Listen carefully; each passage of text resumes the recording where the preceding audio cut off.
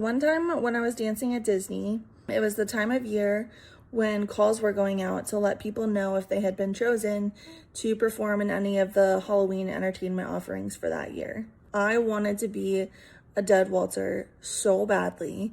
I had made sure that I put that I would be available for Halloween that year, and I got a voicemail that I had been called to be a dead waltzer, and I needed to call back to confirm, but when I did, the office had already closed for the day. So I called back first thing in the morning, and they were like, "Oh, we filled your spot." It's like, what do you mean? It hasn't even been 12 hours yet. How can my spot be filled? And it turns out that there was some sort of confusion with my clearance paperwork because I had just come off an injury. I had broken my foot.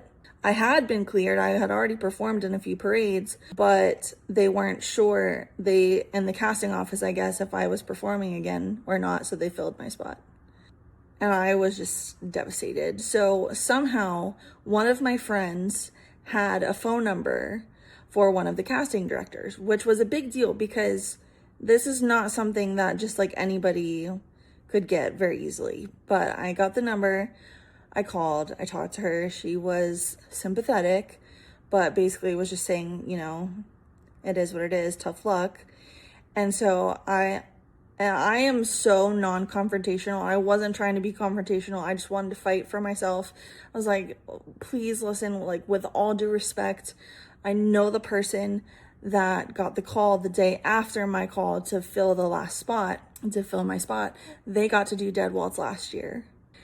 I would really love the opportunity to do this. And she said, at the end of the day, this is a business decision. I'm not going to rearrange it again, but I will make sure that you get cast in Christmas this year.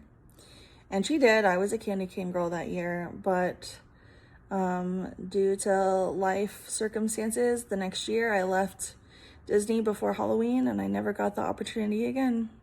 And that's how I lost one of my dream roles at Walt Disney World.